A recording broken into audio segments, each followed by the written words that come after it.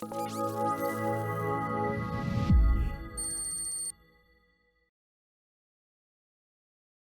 day has finally arrived. So this is the first synthesis session of ABCDS, Advanced Business Communications for Data Storytellers.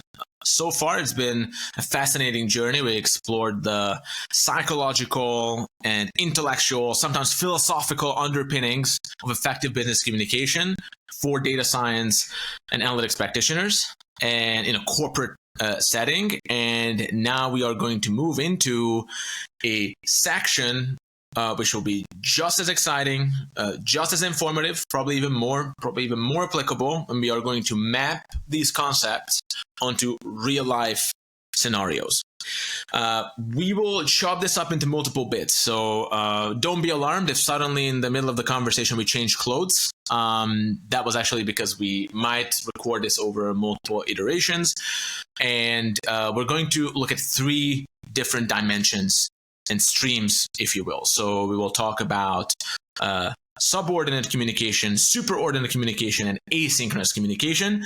Dave, I might just throw the ball in your court to elaborate on what that means. And if you'd like to give some further context on how we arrived here and where we're going, the floor is yours. Thank you, sir. Thank you. So I'm excited because now we're going to start knitting something new, right? And so as with all business communication, isn't it great to have a framework that people can hang things off of, right? So that's where we landed on subordinate, superordinate, and asynchronous, which are just very, very fancy ways to label when you're not in charge, subordinate, when you are in charge, superordinate, and when you're writing the material by yourself, which is asynchronous. And so those are the 3 scenarios within which you're going to be communicating. I'd be fairly surprised if there was a 4th one. Someone may argue peer-to-peer is neither super nor sub, and to which I would say even peer-to-peer, you're probably in the sub position, and we'll talk more about that as we move through subordinate. But that's what we're doing. That's where we are, and yeah, where do you want to go next, man? That was actually a good content, an interesting insight there. That peer-to-peer might be different, and you said, well, there's an argument to be made for even that. Be able to categorize as either subordinate or superordinate. I already have a few thoughts on that, but first things first. So we can jump into the meetings in subordinate, because that will be actually the session that might be the longest here. Yeah. If you want to just lead into one of the scenarios, we can get to it. Let's dig in, right? So let's just make sure we fully define subordinate here, because I think by foreshadowing that peer-to-peer is also subordinate, that may raise some eyebrows, right? So subordinate just means that we as the data science leader do not have the advantage of positional or institutional power, right? So this is probably the majority of interactions we have with the business, right? So if you're the person that this series is for, they're like director of data science, VP of data science.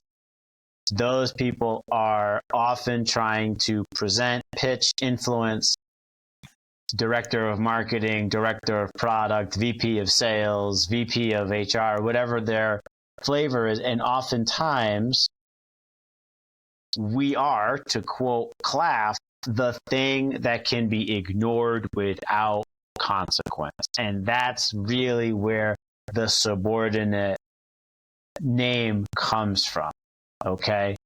We cannot force them to use a data science widget. So just hypothetically, so we have a predictive model. It identifies the best sales prospects. I can't force my sales partners to use it. I can only say, hey, I made it for you. It's useful. Do you want to try it? Right? And that's a very weak way to persuade, but I am subordinate to them because they can ignore me and go back to doing what they were doing. I have to, in order to get what I want, which is impact, I have to make them change. And again, they don't want to change. They have change inertia, which puts me right back to, I could be ignored without consequence. In fact, they want to ignore me because to not ignore me is to expend cognitive energy. And we know again, thanks to Claff and others, cognitive misers. We don't want to burn the calories on change. Okay. If there's a frame clash where I try to assert my dominance over them and say, no, you will use this from now on, I lose that battle every single day.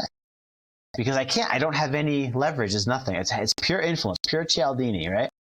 And so, think of it also, data science analytics, we're the cost center, right? And so any leader that is consuming our services that we're trying to get, use my model, use my app, use my whatever, they're also in the back of their mind, they're like, so you cost me $250,000 per year. Your two little minions cost me $120 per year. Why don't I just hire 5 more salespeople on commission, and then, wins above replacement, I'll probably make more than the combined $500K that I'm spending on you. So you have to constantly be fighting that battle, but they fund you. So again, they have that positional institutional advantage. So that's why we say subordinate, because to boil it down, we are the thing that can be ignored. So we have to we have to get beyond that. Right. Mm-hmm. I know you've done a lot of sales. I mean, you sell TDS, we're going to sell ABCDS at some point. Right. So why don't you talk a little bit about that from your point of view? Like, wow, because you're always the thing that can be ignored because you're asking us to buy something, but now there's an acute financial counterforce. Absolutely. So I think it's important because everything that you said is correct. Now, when people hear this, it's like, no, I mean, my business partners, they're interested in analytics. They are excited about data science. We're having the meetings. So these people, when we say that in the back of their minds, that's what they are saying. It's not a conscious narrative. People say, oh yeah, I'm an innovator. I love technology, AI, machine learning, give it to me all day long. But then deep down in their nervous system, they are wired, busy people with resources, with scarce time. They're always looking for opportunities down in their bones to ignore you without consequence. Even if consciously they would give you the charity and the attention that you require, right? So let's say if we are evangelizing the data storytellers among the data science community. We have our value proposition. The message is very clear that communication and storytelling skills are force multipliers. So whatever technological and hard skill assets that you have with these soft skills or even better framed complementary skills, you can just multiply your business impact, make your life easier, start working on better and bigger things, eliminate a bunch of frustration in your life, and just turbocharge your career. That's the good news. That's the message. And when we evangelize that message, people get on the call. Yeah, it sounds super, super interesting. But still, a case needs to be made that now that initial interest and excitement will need to translate into a commitment, which involves what everyone is, even the people who have the most money still, because they have the most money, they are constantly being bombarded by the requests to give up some of that resource, is now you need to make a commitment of time and money. So that's why even when someone, let's say, in the data storytellers community, it's an exclusive community. We only work with high-level practitioners, no sponsors, no vendors. Still, to actually sell someone on the idea that now you need to sacrifice a bunch of your time and you need to go through an often painful or uncomfortable process of securing funding for this, even if the company has millions of dollars bouncing around in big corporate environments, you still need to go through an approval process, and you'll find yourself in the exact same situation of, okay, now I need to convince someone. So that's the only caveat I would give, that the subordinate position comes from that. You can have an environment where, people seem to be very, very receptive to whatever you're looking to sell, but then you can never really shortcut or avoid having to actually make that sale, which by definition will always be a subordinate position. So that would be my take on this. No, it's a great point. And I want to zoom in on one thing you said before we get to the scenarios, which is it's not, you knock the thought loose, which is that subordinate mindset in a sense, right? Because I'm currently a vice president. I interact with a lot of directors. When I was at my last employer, I was a director working with other directors, and I had vice presidents that would interact with other directors, right? And so in a general sense, VP outranks director, right? And so you could say, oh, no, you're in the superordinate role because you're a VP talking to a director, or in the last company, your VP was talking to a director, but fundamentally, we're not in a superordinate role. We are in a subordinate role, even if it's from a higher title to a lower title, because of the functional dynamics, which I think trump everything. So like even your CADO is potentially subordinate to your VP of sales if the whole vertical under your CADO is trying to get that VP of sales or that SVP of sales to adopt the analytic tool stack, right? The VP of commercial actuarial could tell the CADO to buzz off. I mean, in a very diplomatic way, the VP of marketing can tell the CADO, no, I don't want your stuff, even though they're the CADO.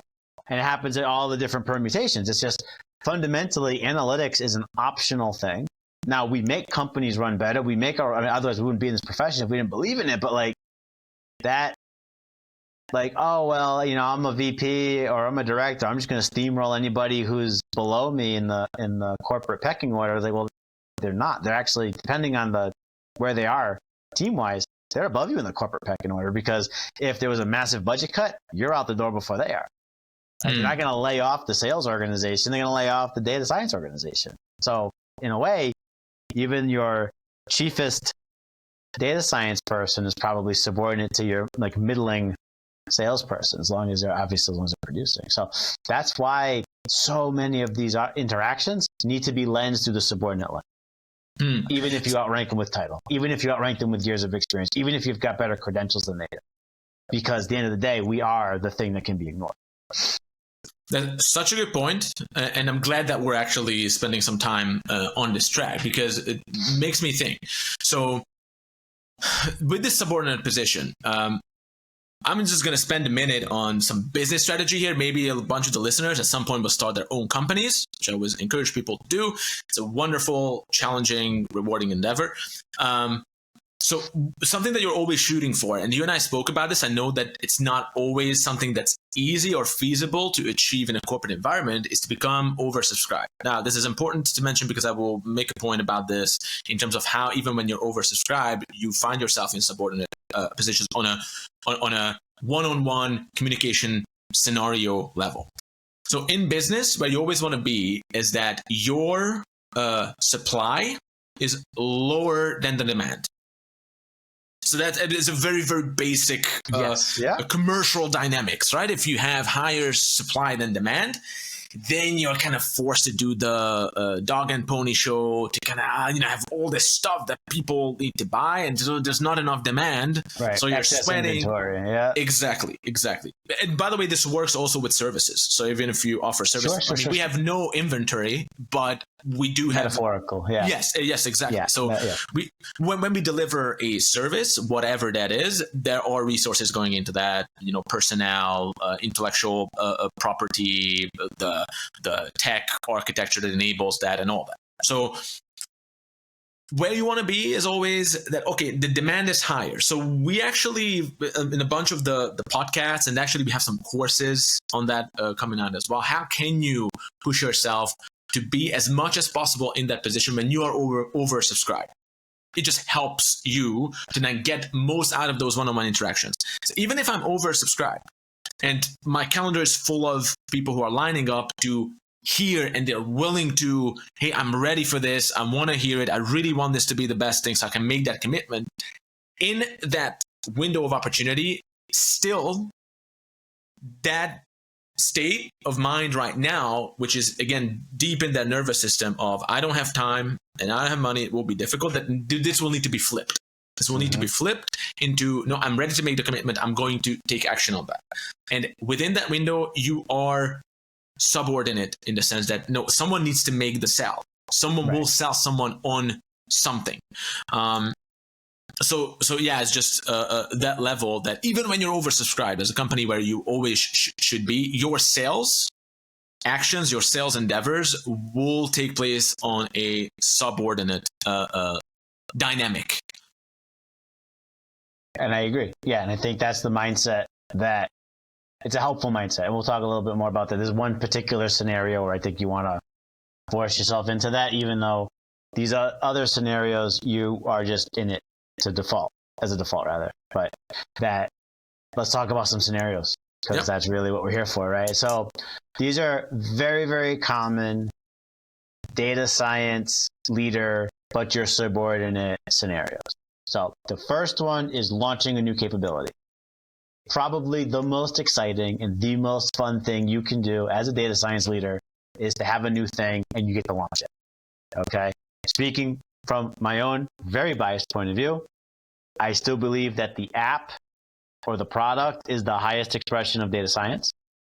And there's nothing more fun than launching a new widget and then doing the roadshow to get people excited about it. That's by far my favorite part of the craft.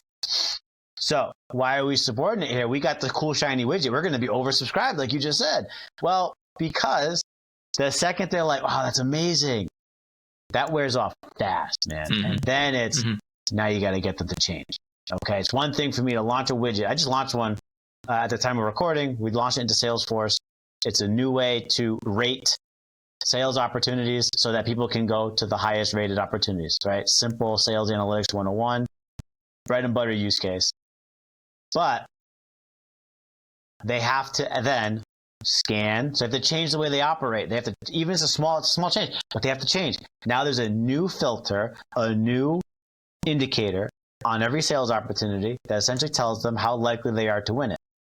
So if in the morning they're looking for something to work on that day, they have a ritual, they have a routine, and it doesn't include search for the 3-star openings or search for the 3-star opportunities. It's just whatever they normally do. Search for the things that match my specialty, search for the things that match my area of expertise, whatever.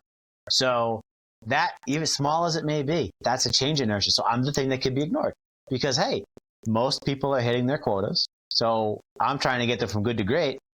And so, but good works. Good enough is. That's one of my favorite sayings. But here, I don't know, stop doing that. I want you to change. So there's common rejections or friction points, which would be something like, oh, well, I've got my whatever current state and it works fine. My quota was $500,000 worth of sales. I hit 600. So why do I need your thing? It's like, well, I'm going to take you to 900, but you got to convince them that 600 on a 500 quota is not good enough, even though technically it is. Another one would be, hey, your new thing doesn't agree with the old thing. Right? It's another very, very common rejection that people find. And that's a bit of the same flavor of, well, I'm going to go back to the status quo, but now you could have conflicting things or your insights can disagree with the prevailing wisdom. So that's launching a new capability. You got the oversubscription. You think you've got the power because you've got the cool, shiny thing. You're being told, oh, this is the best thing since sliced bread, but you're still in the subordinate position because if you can't affect the change, you don't have any impact. You don't have any impact, you don't have a job in 6 months. Anything you want to add on to that one while we're still introducing scenarios before we go to the next one? Yeah, absolutely. Maybe just again, if we're on that track of having your own business. So there's also an element of, so there's marketing, which generates the interest. There's sales, which actually pushes and closes the transaction. And then there's fulfillment when you're actually delivering the value. And then basically there are a lot of overlaps in there. So I see that in this case, the change takes place on multiple levels. One change is a real commitment made. And then there's also a change that takes place when you're delivering, whether you get that adoption of your solution. So now that what we're going to talk about is kind of there on the sales side. Is that correct? Right? So it is. Yeah, you're right. And you mentioning fulfillment has made me realize that like I think about that, or I've never finished it. Like I've always talked about marketing and think about marketing because it's my like analytic area of focus. Sales is obviously my primary analytic area of focus, but then fulfillment, which is so important, but I never thought of that as like, no, that's naturally the third step in this thing that you're hyper focused on. So no, I think that's an important thing to call out. We are going to probably be a little bit more biased towards the sales aspect of things, but I think let's just update our model to think about fulfillment as we move through the content. So think about it this way, because communication and storytelling, it's always like, it's good you can look at it in multiple ways. One is like, it's a connective tissue, it's a bridge. Usually that makes things happen. Salespeople, ultimately they just make things happen. They connect ideas and people. There is that spark, that change. That's when, when a deal is made, then there's a handshake, almost like a ritualistic.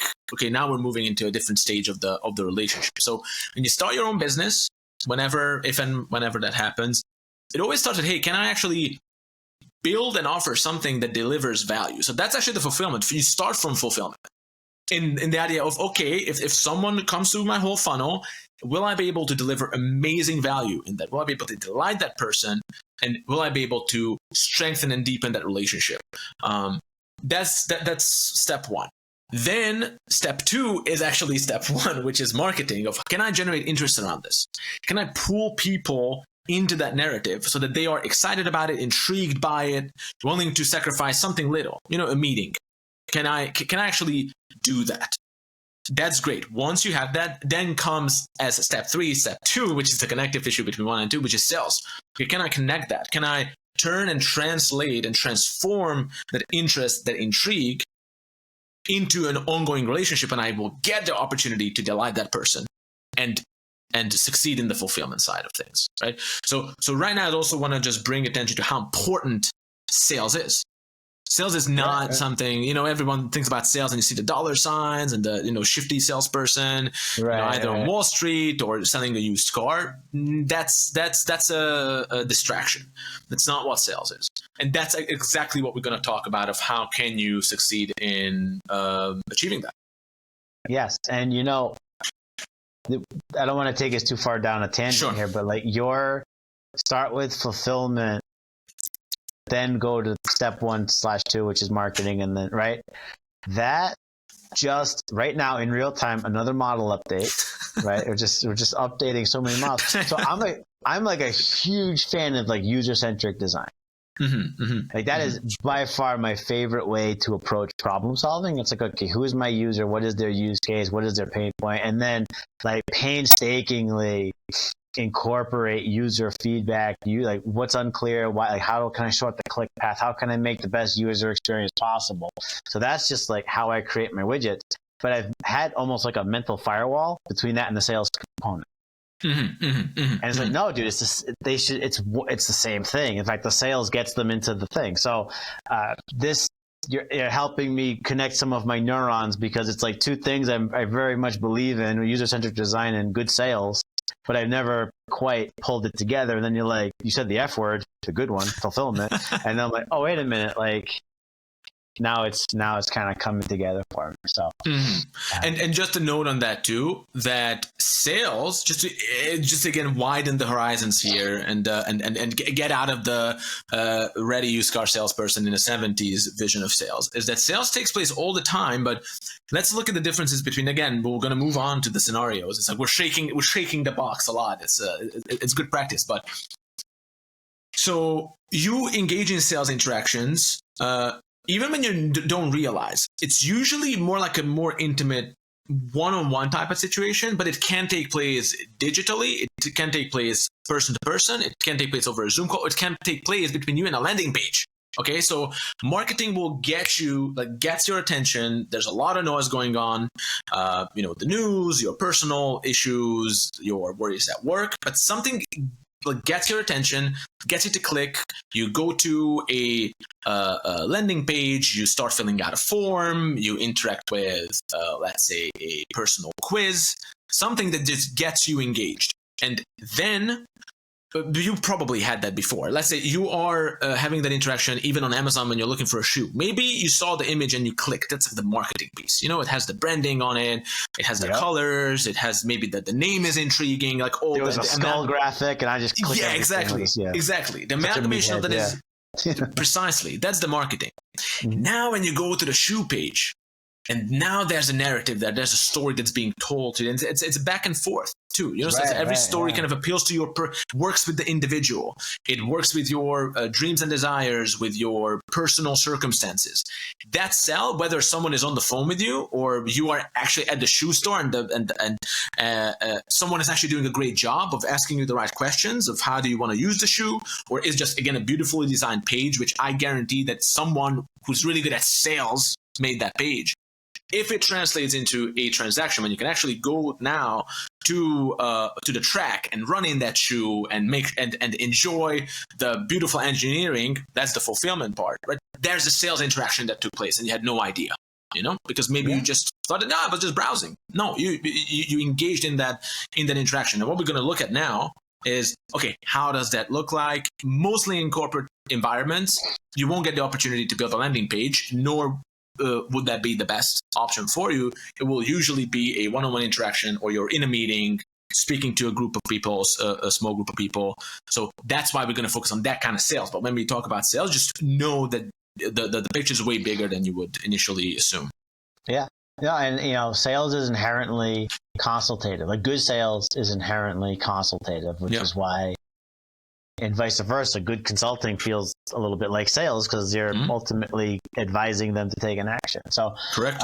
On that note, in the next level to sales pitches here, or consulting, is the second scenario, which is persuading management to incorporate whatever you've created, your new widget or your new model or your whatever, into the core process that it affects. So just to contrast that with the first scenario. First scenario, again, I've been doing sales analytics for the last several years.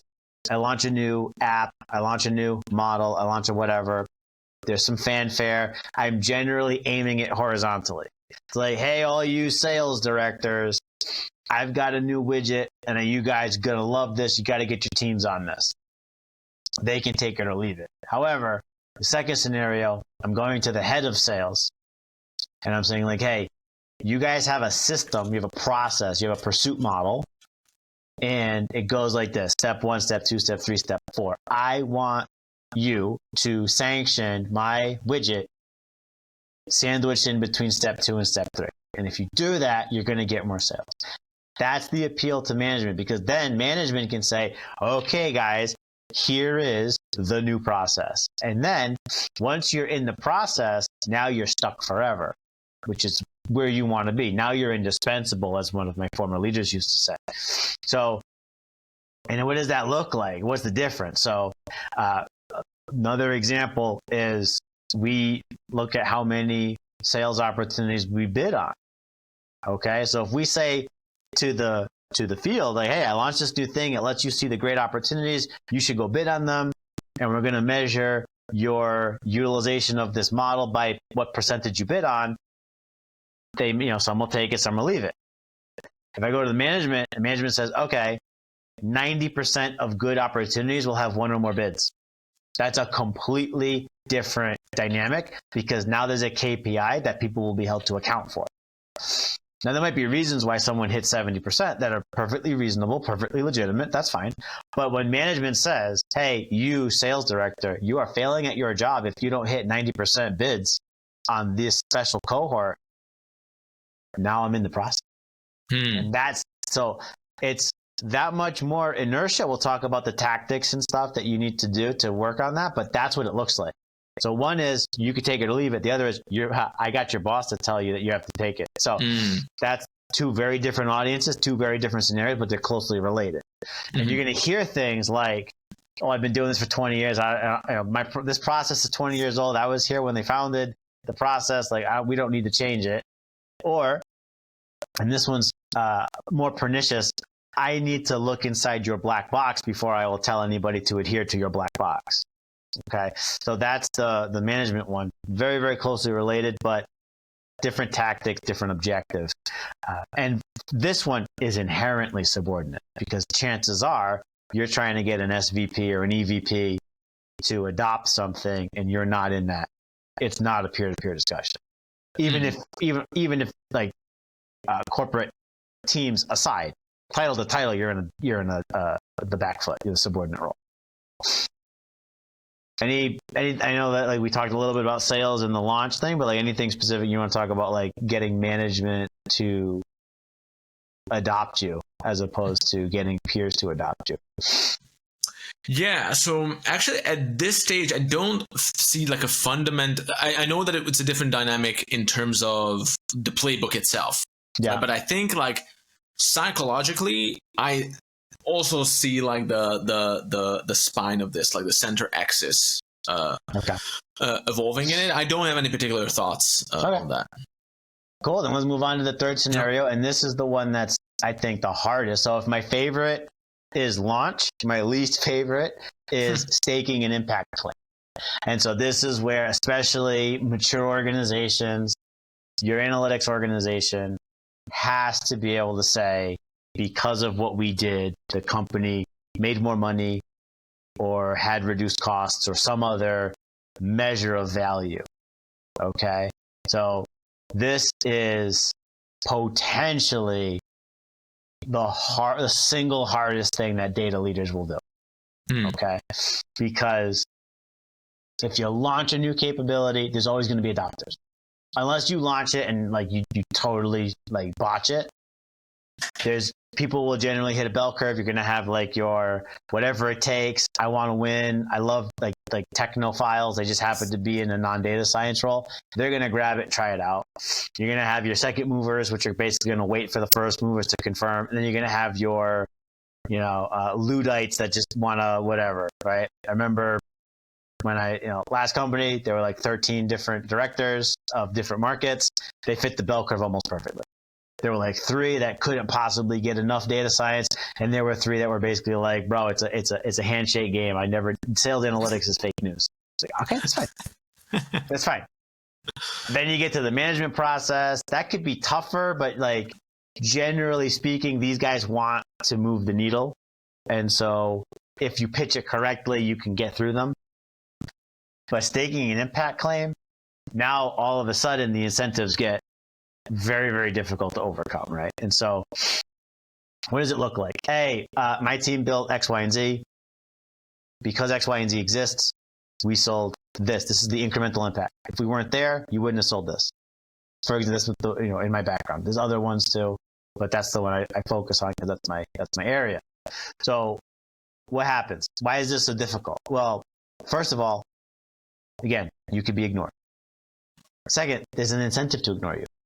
On some level, there's an incentive to ignore you. Because if I get to zero out data science's impact, but there is impact, I get to take credit for the impact.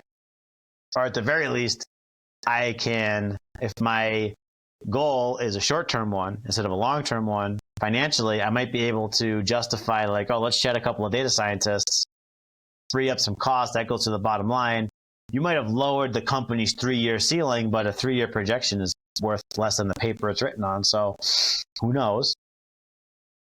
And then you always have the challenge of, well, I think such and such was more impactful than your data science, because it's very, very, like, we're not doing randomized controlled trials with triple blind, placebos and everything like that, right? We launch a thing, we build a model, like, you can run a pilot to de-risk it, but ultimately everyone's got it. So you have to do an imperfect study design, and people love to point out flaws in study designs. So ultimately, you can't quite get to that rock hard or rock solid zero doubt. There's always some doubt. And in this scenario, depending on the organizational dynamics and the context too, because if the company's losing money, and you're trying to argue, well, you lost less money because we were here, like this, no. That's like we'll talk about this in the next session, but that's like the tallest midget paradox, right? It's like, no, sorry, like you guys can't declare victory if the company has to declare a loss, right? So there's a lot of like contextual stuff here, but this is probably the hardest one that someone's going to do. Anything, your thoughts about, I'm going to justify a $5,000 for TDS. It's like, really? You think that my team became that much more effective because I took a TDS course? Like, I'm sure you encounter this one all the time in the sales role, the entrepreneurship role. But that one's going to be a probably the most difficult one. I'll quit repeating that. Absolutely. And we definitely have scenarios like that. Also, we didn't plan this before, but I see that for each of these scenarios, what you have there, the common challenge, is what in sales we would call the key objection. Yep. So, and that's great because objection handling, it's like an art on its own. And in my personal philosophy, also, by the way, with the sales stuff, most of my sales stuff I actually learned as a business leader, interestingly enough. So I didn't actually learn as a sales rep. In fact, I was only a sales rep for like a few years before actually having to take on like the managing director role in the previous brand that we launched called Data Leaders in Europe that we sold in 2020. And then it was just basically like running your own company. And you think about sales in a more strategic way. And even as a sales rep, I remember that I hated objection handling, mostly because I always saw how that could have been avoided in the beginning, right? So if you think about a process in general, I mean, you will run into these objections, but if you make informed decisions in your process, you will close that door even before people can go in there. So it's an interesting that it still needs to, all these objections need to be lined up, and we need to come up with a easily deployable, quick fire, effective way of handling that, right? So I'm not dismissing that. That's crucial and important. But I see the real gains and also the real skills is when you can actually structure your interactions in a strategic way so that you can almost always avoid that if you do it the right way. You see? And it has to do with how you position yourself, what kind of proposition you choose to sell, what kind of ideas you choose to deploy. That a lot of times, and if you follow the right patterns, then the objection won't come up. Very interesting. Right. That's interesting. Yeah, I hadn't thought of that. Now, I would put the caveat there, though, and this is also very, very important and very good to remember. And this is also like one of those evergreen, eternal sales rules that a well-handled objection, if that happens, you get an objection, hard objection. First rule, an objection is a buying signal. An objection is a buying signal, even when the person doesn't know that it's a buying signal, right? It's definitely better than, oh, yeah, sure, great. Then you have no opportunity for recourse. There's no interest to, no Aikido move can turn that non-existent energy into an advantage. Okay. So if you get an objection, especially if it's a hard objection, immediately just know in amidst the negative emotions that will hit you is that this is a great opportunity. And if you handle an objection well, then you will end up in a better spot than you went into the situation. That's when you actually get. So let me not to be okay. In Europe, there are the different countries in Europe. They are much more different than the different states in the United States, right? So let's say working with a Dutch client is usually very different from working with a French client. Some countries are very collaborative in general, and then some people or the French get a reputation for being difficult to work with. I disagree. They like to give objections as a way to give you an opportunity to show how well you know your product, how confident you are in your proposition. And some of my best customers historically were French, who other people would have said, wow, this guy was super rude. You just don't know, you just didn't understand the game, right?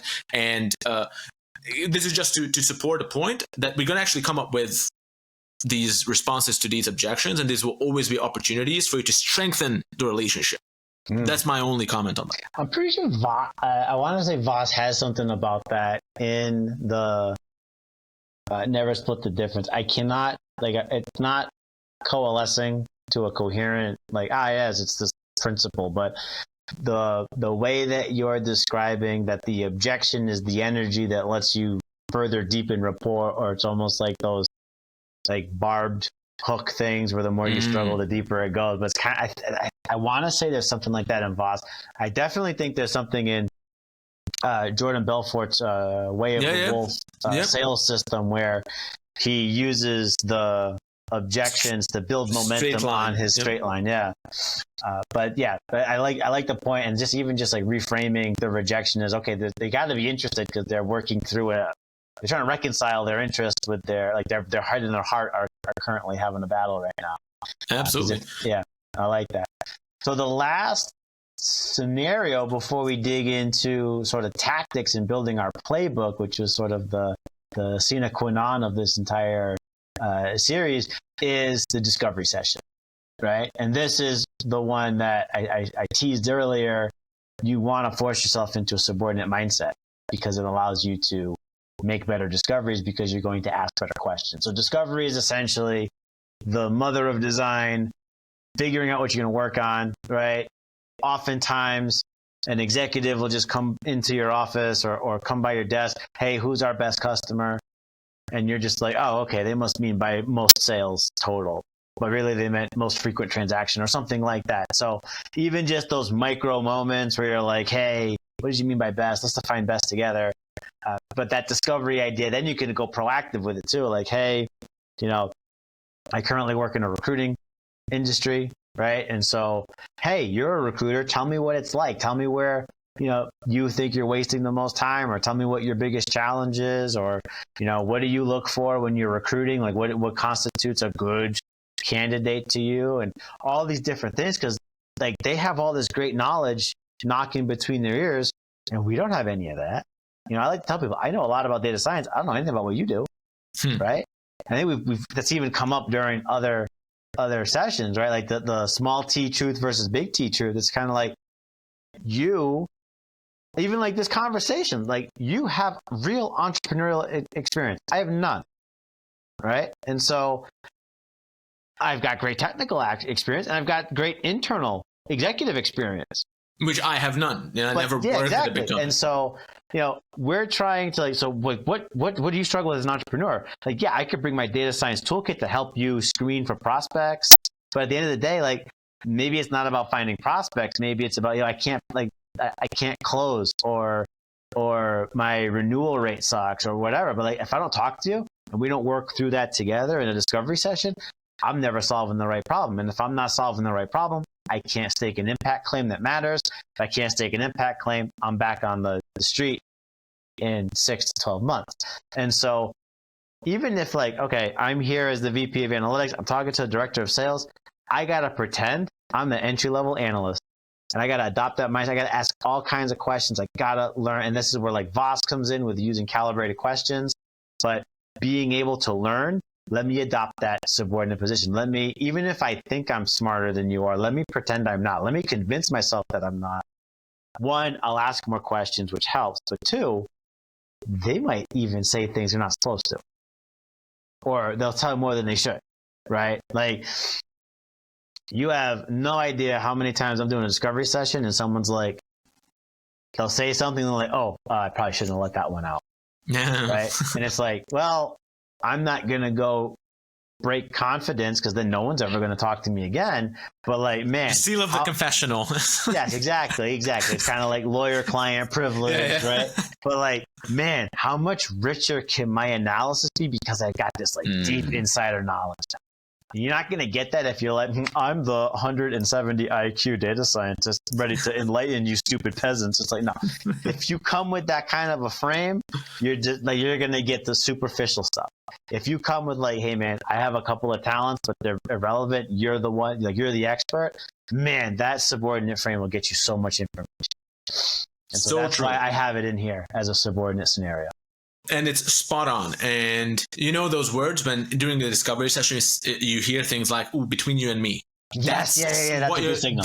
That's what you're looking for. That's what you're looking for. And I might say this about other things too in this, because there's so many valuable tools that we're exploring. But right now, this moment, if I just had to choose one concept, one framework, one pattern to take away from this, if I had to burn down everything else around it, it would be that kind of consultative framework that we talked about before. I'm going to talk about briefly about it again, and we're going to talk about it later on too in different applications. But the whole idea of let's explore your present, especially understand your pain, right? First step.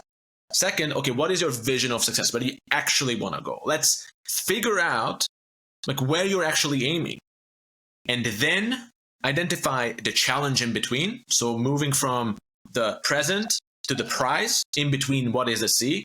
So what is the challenge? What are the barriers?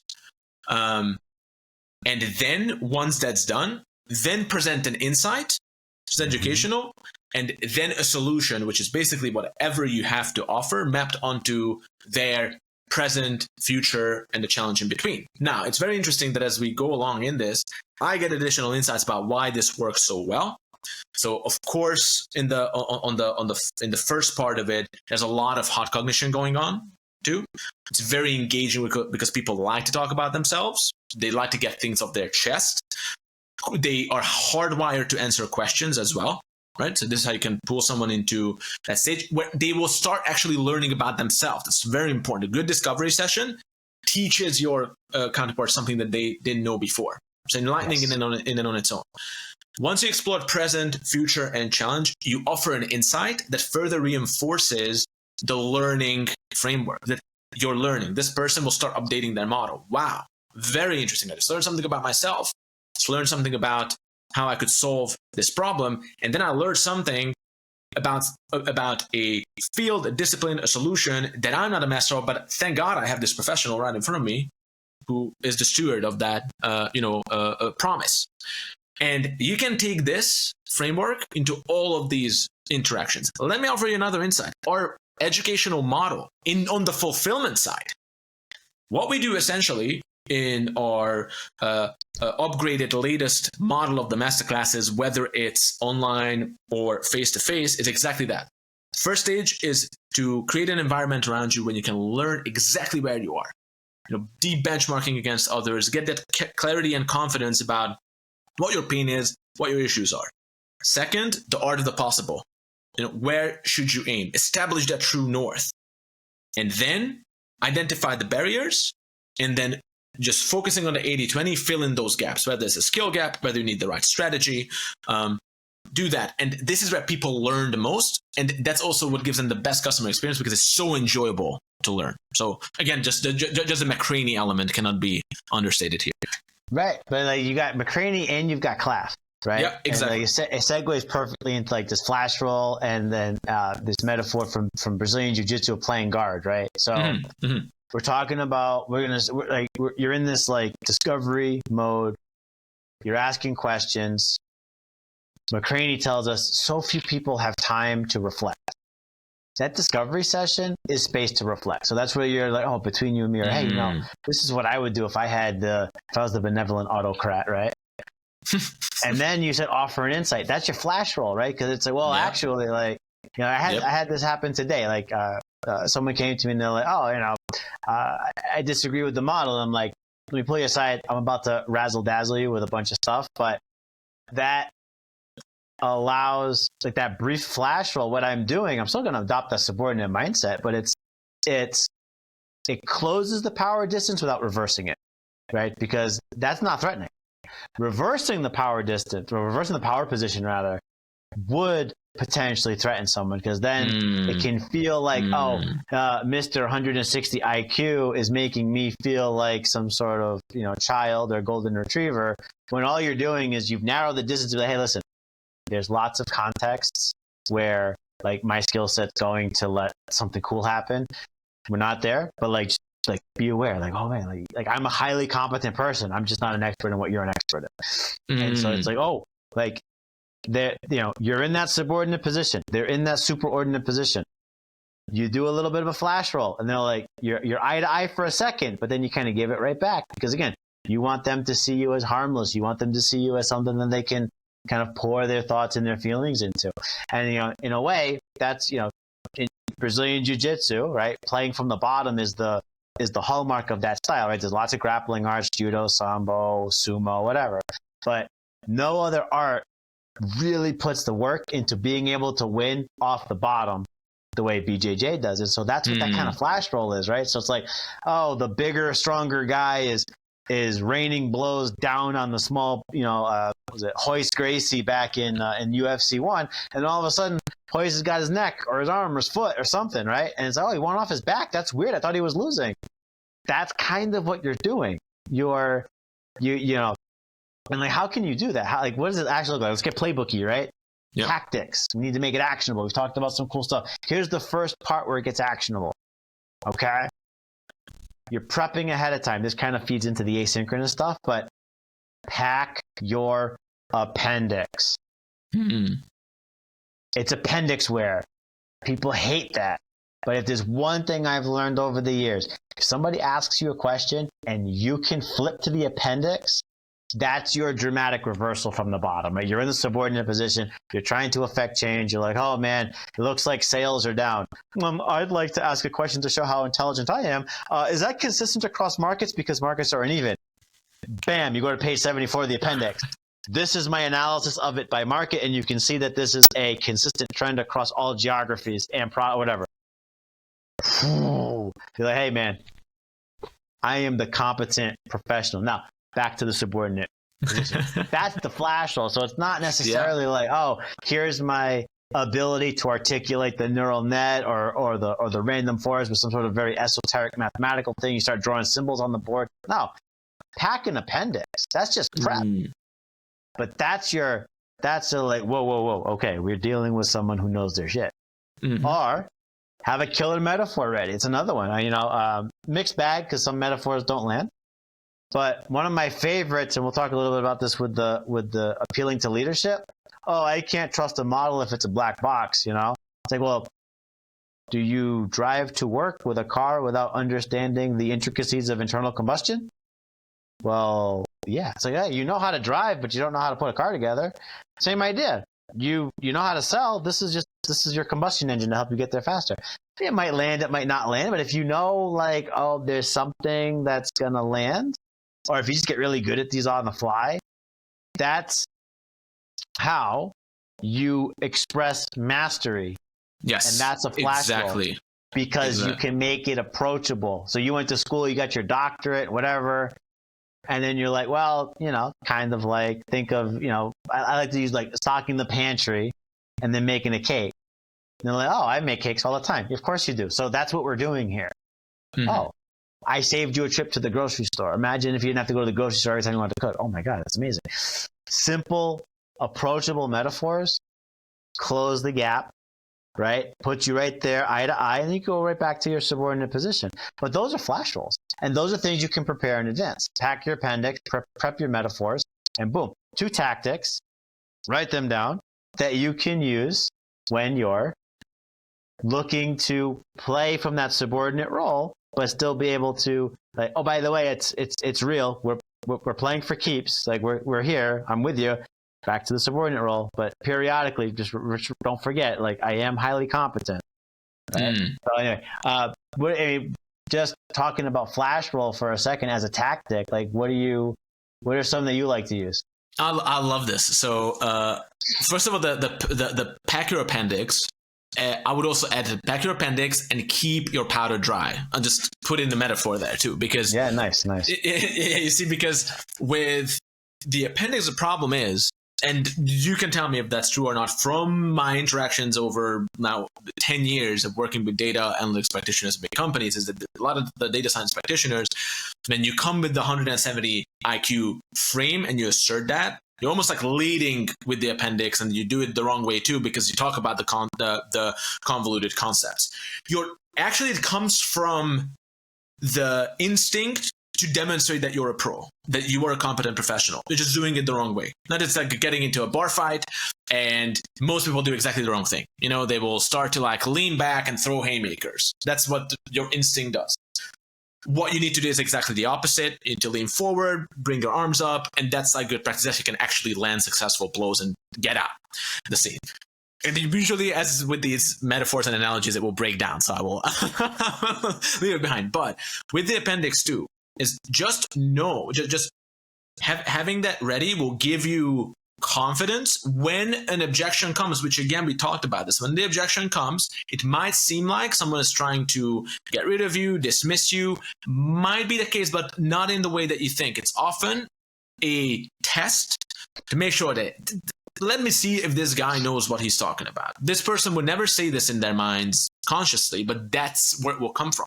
And when you can, out of nowhere, come with something effective and something that will then close the door for the future objections, because that's all they wanted to know. Okay, we're in the hands of a professional. Right, now we can have real conversations. And with the metaphor analogy, I don't know if you remember, but this is where I actually, with Scott Adams, I did not really get that message that he always talked about how analogies don't work. Because he just kind of says that the analogies actually never really line up with the original concept, so it doesn't work. But I think it's missing the point, because no, what you are trying to demonstrate, an analogy is the same kind of pattern in a different scenario that ideally is more accessible to the person every day. So all you're demonstrating, first of all, is that you have such a tight grip on the concept that you can play around with it in different domains. That's all you're demonstrating. You can always say that, oh, by the way, this analogy might break down, but you get the point. You get the point. Right. Also, if the metaphor is really good, it tightly follows the original pattern. Plus, it's actually something that people can relate to in a day-to-day experience way too. So something that's abstract, especially in data science and business in general. You know, when we talk about revenue and talk about overheads and talk about churn, well, show me where the churn is. Like, it's not something that you can hold like this pen. It's somewhere, you know, up in the heavens. So once you can translate it into something that's down to earth, day to day, the learning experience will be more effective. So that would be it. Now, with the flash rolls, I would say that it's all about getting that ready. You will talk to different people, slightly different circumstances. So instead of obsessing over really scripting it out word to word, creating a word track, because a flash roll that's actually word to word is called a word track, which is an actual sequence of words. With the flash roll, I think the key is the right pattern of a flash roll. Yeah, I agree. Right? Yep. Right. So the right shape and psychological form of that flash roll, that will do the job. And then you just fill that up with language that you're in command of anyways. Yes. Agree. Yep. So those would be my comments on this. I agree. Yeah. Nice. And I think, like, how are we feeling with tactics? Because I think we're ready for some like serious tactical authorship to completely butcher that. So, like, we're in tactics mode. Let's keep it moving, man. So all that preamble to get to our playbook. Mm-hmm. So now, as the next probably 30 minutes today, and then, you know, second session, we'll come back and keep doing this. But this is where you get the most actionable advice, right? So this is Dave and Laz basically pouring over everything, our experience, our 4 books, and saying, look, this is if this, then that, right? Mm-hmm. And finally, like, someone can just take notes, hey, get your notebook, get your pen, this is your warning. So they can begin to build out their playbook, right? This is the okay, it's 3rd and 2, here's the play we're going to run. So we talked about pack the appendix, we talked about get your flash roll. Pattern doesn't have to be a literal script. Here's some other universally useful ones that I like to use. First, you're having meetings. These are about meetings, right? Subordinate meetings. Have an agenda in the meeting for the meeting. Meeting invite goes out, put an agenda. You would be stunned at how often this is ignored. And I can't think of anything that screams out more enthusiastically that I am safe to ignore than an agendaless meeting. If I put Dave and Laz 101, what the hell do you want to talk about? All right, let's punt this to next week. Dave and Laz 101 to discuss ABCDS agenda. Hey, how are we going to sell this thing? Oh, okay, well, yeah, there's a reason we need to have this meeting, right? So that's my first one, is have an agenda. It's so basic, so stupid, but like, no agenda equals safe to ignore, which is we're very Claffian so far. I don't know, what's your favorite? I mean, what's your leading tactic? What's your first tactic? So the Claffian element of it is, you know how he talks about it, that, oh, a lot of people, you know, I know my company, I have a great charisma and personality, I will dazzle the audience, I'm just going to go in and wing it. You know, I don't like to be rigid with these things anyways. I just allow the conversation to flow. Again, it comes from a good place, but it's incorrect in the sense that when you go in without a plan, things will go wrong. That's the whole idea. Even, by the way, when you have a plan, things will want to go wrong. So we talk about that straight line persuasion framework too. The whole idea is there's always a point A where you are now, and there's always a point B where you want to go. If you don't even have that, by the way, that's not a meeting. I mean, it can be like a brainstorming session, or we're having a beer or something, catching up on family life. But in a business setting, everything, because of the tight resources and everything needs to be intentional. That means that you have a point B, and between point A and point B, you will have a pathway. Sales, again, we can look at it in multiple ways. The whole straight line persuasion is the idea that when you're trying to go from A to B, because of human nature, because of the imperfect conditions, because of also just how the game is being played, your counterparts who you're playing the game with will want to get off that a straight line, either as to test your competence, either because they have better things to do or they think they do, right? And how can you keep this thing on track? So the agenda, and this is all about also priming, because I talked about how to instead of handling an objection in the moment, avoid it. Setting an agenda in the beginning of the meeting. That's why most sales tactics, most sales script systems always start with that. Set the agenda for the meeting, outline what's going to happen, and get alignment and agreement that that's what the meeting is going to be about. Because later on, when an objection would come to do something else, no, the agreement has been made, right? So either you can appeal to that later on, but usually you don't even have to.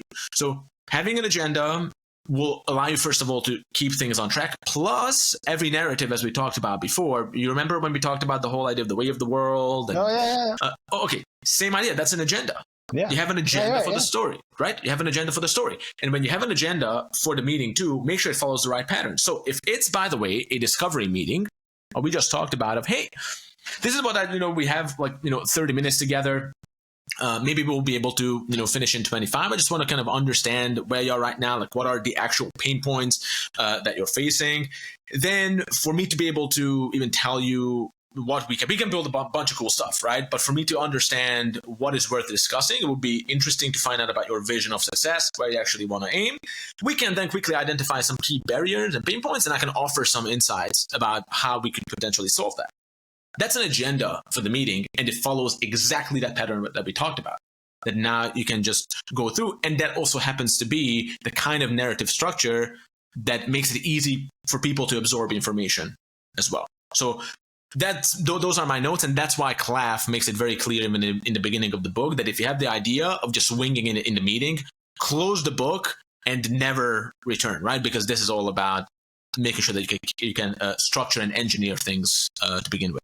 Yeah, this is where we start to paint with multiple colors here, because CLAF, got to get past the crock brain, they want to ignore you. CLAF, have a plan, get the agreement to the plan. Cialdini, consistency bias, right? Because, while we don't want to yes chain people, because that makes them resentful and they'll walk away because they know you're pulling them into that consistency bias, there is a consistency bias. So it's like, well, hey, I did agree to hear this guy out, or I did agree to a discovery session, or I did agree to whatever. So at least I can honor my commitment. And so that is where these two guys kind of come together in like one tactic. And then building on Cialdini for a second, my second tactic is road test your materials. Go talk to either canonical users or representative users, or if you are planning to do a pitch upwards to an executive, talk to their directs, okay? Because you need to do this. You can't. This is a former boss of mine. I probably said this in a prior session. When you get to the big meeting, nothing is new. Okay? It almost makes it feel perfunctory, which almost makes it feel like a waste of time, but it's really about think in terms of like politics. They don't bring a bill to vote unless they know it's going to win. That's why the third ranked person in a political party is known as the whip. They whip the votes, right? I think it's either first, second or third. Point being, the party whip. All right, I need to know that all 51 senators are going to say yes, because if this comes down and we vote on party lines, there better not be any defectors. Otherwise, I'm not bringing it to vote, because I think there's some parliamentary rules. You can't do it more than once in so many months or something like that. So you road test your materials so that you can make sure you've got the support you need, right? Clarity is king. repetition is the queen. The more you say something, the more true it becomes. Even if it's not perfect, right? Because recency bias, selection bias, confirmation, all these different biases, right? You can just kind of flood the cognition. I just watched a documentary on how like TikTok and Instagram and all these other guys, it's because they'll insert their biased clip in the infinite scroll, and so it hits you like 7 times in 50 videos, and suddenly it's in there. It's been incepted into your brain, right? So if I'm talking to you and I can get you to kind of agree and you like my thing, great. And I'll talk to him and he likes my thing. I talk to her and she likes it. So now I've got 3 people that like it. I've also been able to practice presenting it. I've been able to identify where it comes up short, because everyone asked me the same question. Okay, I need a slide on this. Or, okay, I need some appendixware so that question could be addressed later. But you're also building consensus. So when you go to that meeting with the executive, they're not going to make the decision. They're going to turn to their lieutenants and say, hey, do you agree with this? Yes. Nailed it. If it's not hell yeah, it's no. So you need the lieutenants on board anyway. But you're building social proof, because if I say, okay, if I go talk to Pete and I'm like, hey, Laz liked it, or I had some great feedback with Laz. Pete, what do you think? Well, he kind of doesn't want to be the one to be like, well, this sucks. So he's probably going to take the edge off of any criticism, and you might even start to rationalize why it's good. Exactly. Exactly. And so that's why the road test is critical. And, another fun soundbite, if you're going to die off screen. So if someone's going to kill it, let them kill it in a one-on-one meeting where you can then completely overhaul your approach, instead of being in the big meeting where they're like, well, I was milquetoast, or I was lukewarm. Now I can't give you that yes, and now you're dead, and you're dead in a very visible way. It's very difficult to rebuild the momentum to make another pitch. So true. Clarity is king. Repetition is queen. If you're going to die, do it off screen. And that all comes from road testing your materials. So that's my second tactic to add here. So we've got pack the flash roll. We've got have an agenda. So this is my third one, is road test your materials. What about you? Let's build up this playbook. What's your next tactic? I actually took a bunch of notes. You told the audience to take notes, and I'm actually doing it. I'm a pen and paper guy. So actually you had in the beginning like space to reflect, which I love, which I took down.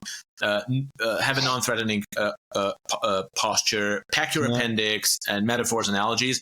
Bunch of stuff, by the way, that we will build on top of this. Have an agenda.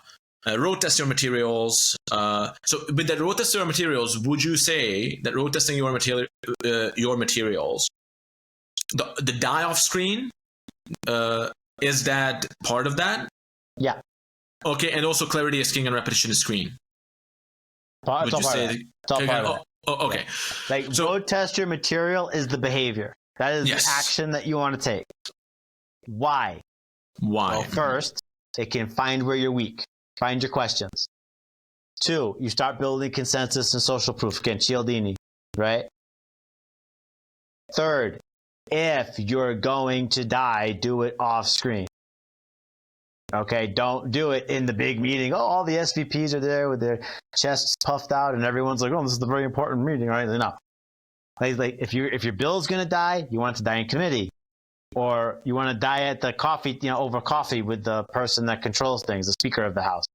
I got an idea. Okay, no, it's a terrible idea. Okay, let me revise the idea. Come back to you, right? But like, you want to lose fast so that you can try again.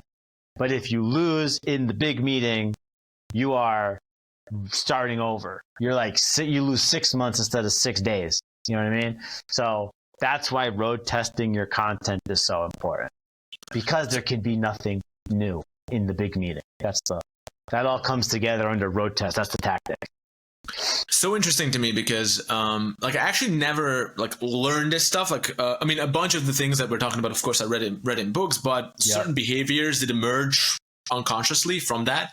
And as you were saying that, without ever thinking about it consciously, when we're working on bigger in-house deals, right? When we do like a big 6-figure in-house thing with one of the biggest companies in the world, a bunch of key stakeholders, and often what we get is, oh, this is awesome. Let me get John and Jane and Jack all in the same room and we'll have a great meeting. And I always say, well, hold your horses.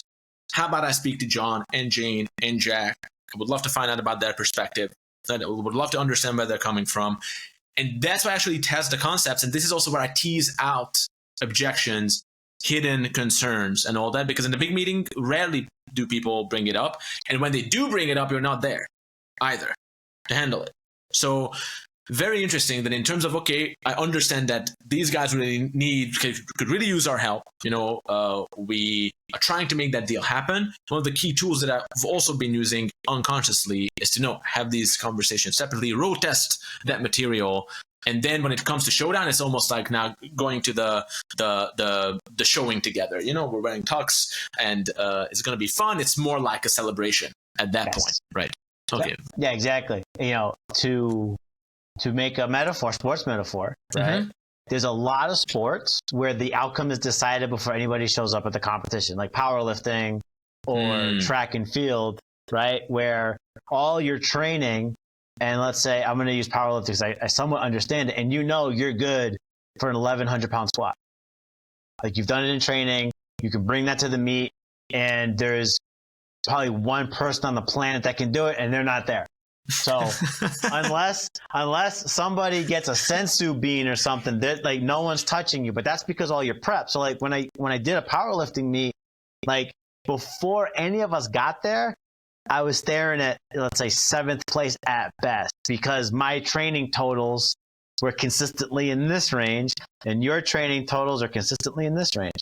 So in a way, like, you still got to perform. Like they have to come to the meet, they can't bomb out, they have to be there, they have to wear the right uniform and all that other stuff, right? But that's it. Like the prep decided, the outcome was decided before they stepped on the platform. Now, there's always, there could be an upset, like someone at the 11th hour has a change of heart or something like that. But the point is, with this one, the road test is the training. And like you said, right? I loved what you said. You get there, it's more of a celebration than anything else. Mm-hmm. Mm-hmm. Yeah. I'm a huge Kobe Bryant fan, because now we're just doing a lot of sports metaphors. So in this book, right behind me, right behind me. So that's exactly what he talks about. So he was obsessive about just preparing and practicing every move, pressure testing it in different situations. And he said that actually because he was he's so clutch, in these do or die moments when everything's on the line and there's 3.7 seconds on the clock and he's triple teamed, he can still sink that 3-pointer and win the game by a point. How?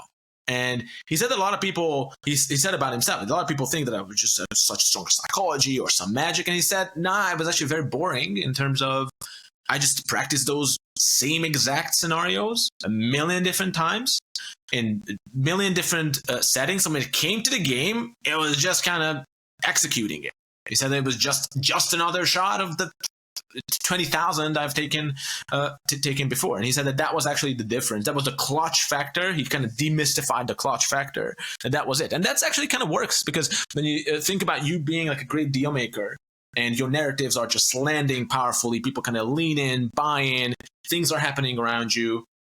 It looks like magic. It's like, this guy has so much charisma, power, personality. But oftentimes it's just that. You just followed the right patterns. You did your road test. You did conduct those touch points, those one-on-one touch points with the right conduct, with the right pattern, present, prize, challenge, insight, solution. And by the time you got to the big meeting, it is indeed just a celebration. And everyone just seems like, wow, this makes sense. It was so easy, but it was anything but. Exactly. And it's not natural to do this.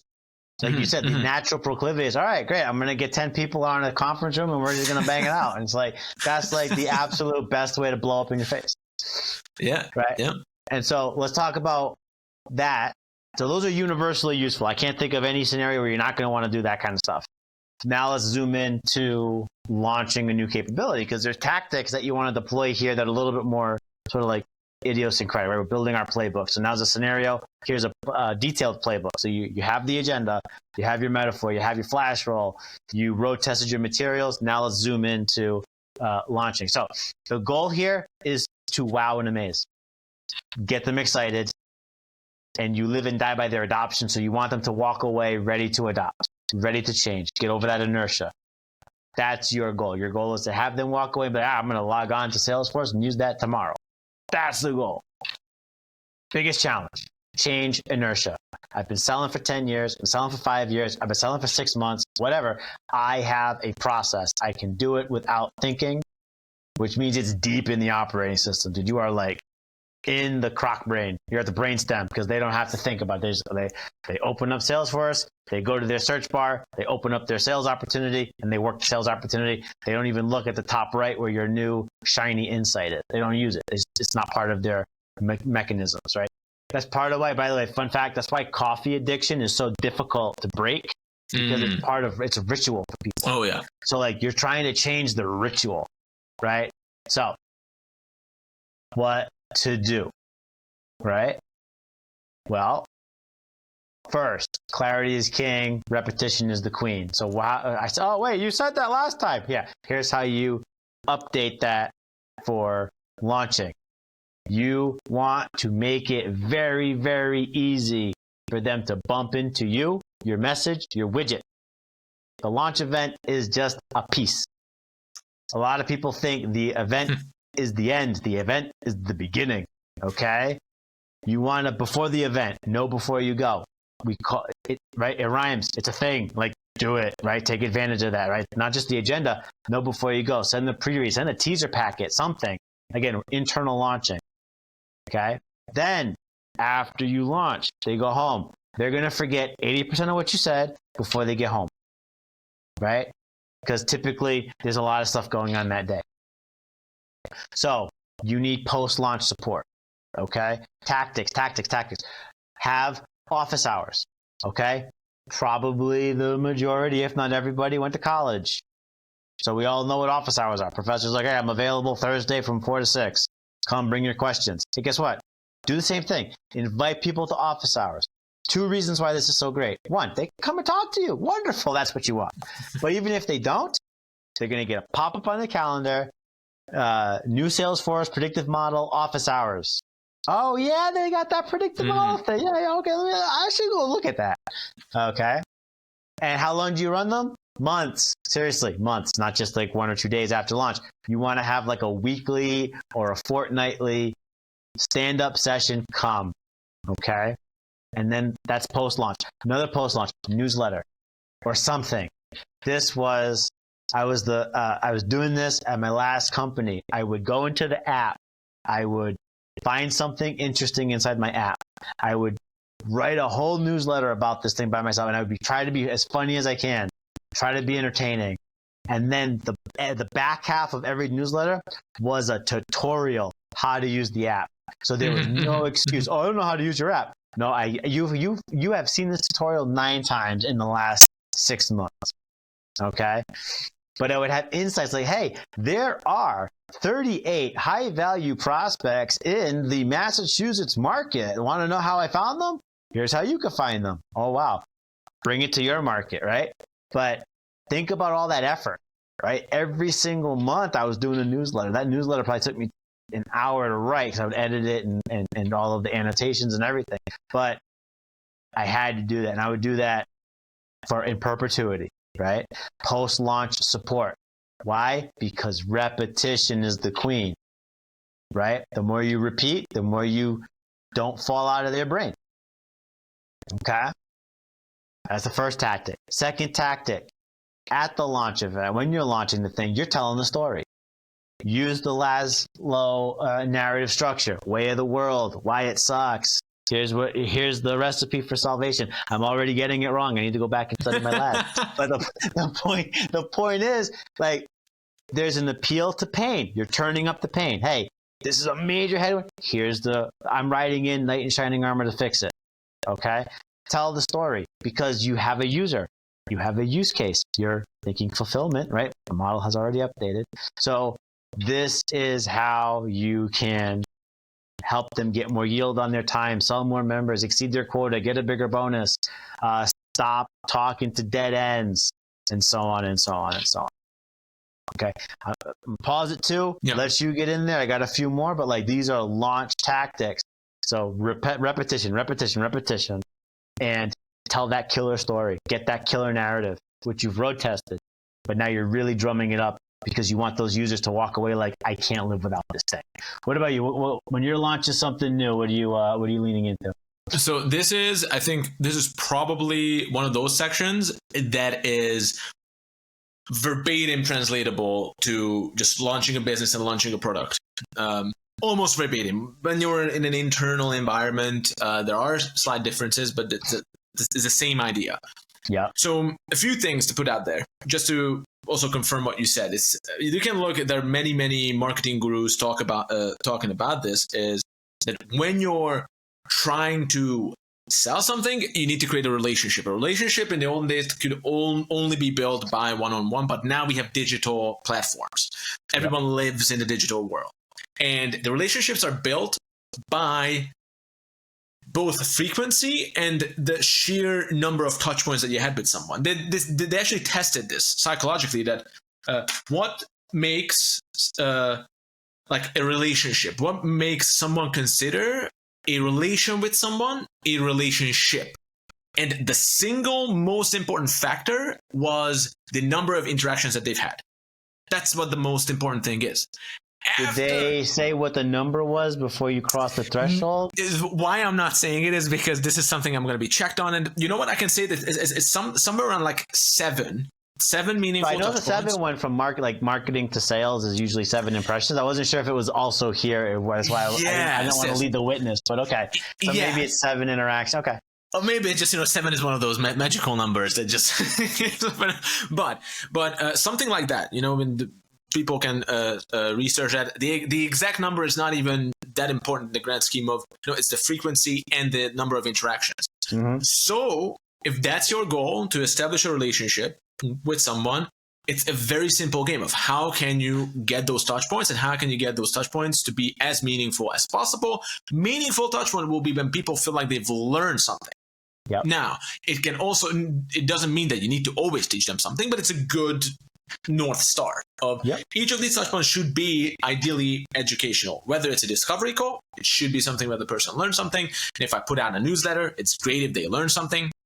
In that instance, if I'm making a presentation, a roadshow, whatever, again, it would be good if they learn something. And we now talked a lot about how to make sure that they can learn something. We will talk more about that too. So that's like one. The other, and I might ask you here because we've been receiving a lot of requests for launching a product about how to launch an internal podcast. And a lot of people are doing it. And I want to get your take on this real quick. What do you think about launching an internal podcast when you are interviewing key business personalities within the enterprise and evangelize the message that way? What do you think about that? I think it could be really compelling, but you've got to do a couple things. One is it can't look hokey or staged. Mm-hmm. Okay, I remember when I was at a prior employer, they tried that format and it was so obviously scripted. Because remember, the people that you're working with in a corporate setting are not professional actors. So they're not going to be able to sell it if it's fake. Mm-hmm. Okay, so thing one is it's got to be genuine. Thing two, you better be ready to study the craft, because like the podcast is not this fledgling art form anymore. Mm-hmm. So I would say, as much as he could be annoying, watch Joe Rogan. I think he's a really good interviewer. Mm-hmm, mm-hmm, he makes room for people to talk. And I would contrast that with Brian Rose, I think is his name. The London Real guy? London Real. He talks too much about himself. Make space. I'm not tuning in for Brian Rose. I'm tuning in for whomever he's interviewing. Right? When I love Chris Williams' podcast, Modern Wisdom. If you looked at talk time minutes, his guests talk way more than he does. Joe Rogan, same thing.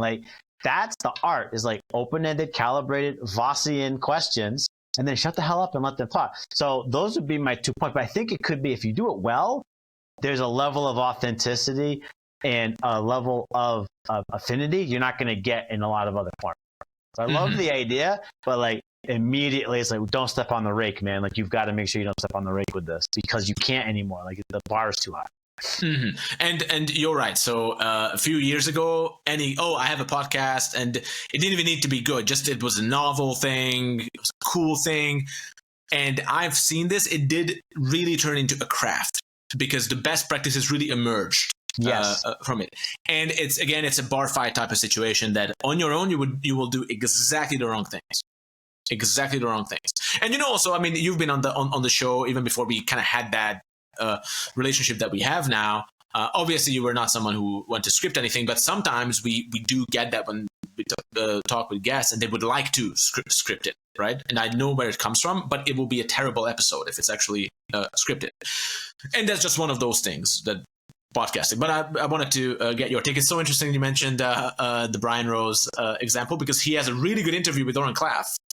But I have it actually saved with a timestamp that starts 7 minutes in, because in the beginning he just talks so much about himself. Right. It's like, man, so many episodes where I'm like, I don't want to watch this guy. Like, and like, he gets really cool guests. So it's like, I know. His podcast must be working for an audience, because you're not going to get someone like Eddie Hall to like come onto it unless you've got to follow him. So he's got to follow. So something's working, but like, man, I don't want a 7-minute interview about how you always thought you could have been World's Strongest Man too, which is kind of like in my opinion, the flaw in his lead up. Like, I'm interviewing Jocko Willink. Like, I always wondered how I would be as a SEAL. It's like, no, stop. It's just, like you're interviewing very interesting, very unique, very elite people. Don't try, like, just take the subordinate position and run with it, man. Like, don't, exactly. Like, it's almost like he wishes he could be in the superordinate role with some of these people. It's like, oh man, just let it happen. Like, you have value, you have worth. It's not going to devalue you if you're getting out alphaed by Jocko. It's fine, let it happen. Like, just go with it, Yeah, exactly. Again, not to go into that, they have an excellent documentary on Jocko. I don't know if you saw the documentary. It's a 30-minute documentary. I have not. Is it by Brian Rose? So good. It's on YouTube. So good. It's probably the best thing he ever created. I'm sorry, he's definitely smart. Like, he creates value. It's just the. I'm gonna send it to you. I'm gonna send it to you after. Right. It's wonderful. We actually watched it with my business partner like 3 times. Anyways, nice. So the frequency of interactions, put yourself out there, and also think about it in very practical ways. You can often be disappointed when you put something out and there's no response. Yeah. But just reflect on that for a second. When you're scrolling through your feed and you see interesting stuff, how often do you say, wow, this is really cool? But how often do you actually act on that? How do you actually like or comment or reach out to that person or engage with that? It will be a fraction of the times. It doesn't mean that what you're saying is not interesting, but people, it's not even just the unique to this attention economy, but it's probably more pronounced in this attention economy, that if that was true before, that you need the frequency of interactions, it's 10 times more true today. Yeah.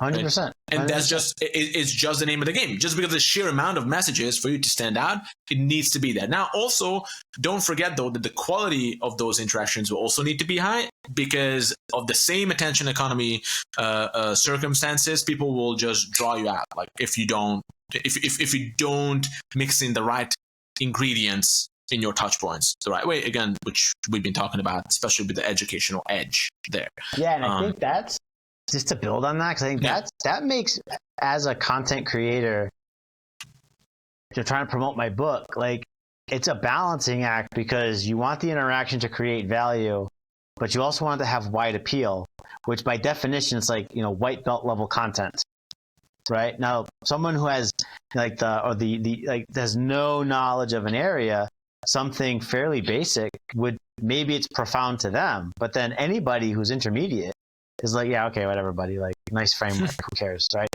And I was talking to someone just the other day about, like, they're like, oh, I'm worried that my LinkedIn content's not profound enough. I'm like, get out of your own way and just scan LinkedIn for 30 minutes. How much of it is actually profound? Because they're all going after the bottom of the pyramid. And so, yeah, if someone's starting from 0 and you take them from 0 to 1, okay, they learned something.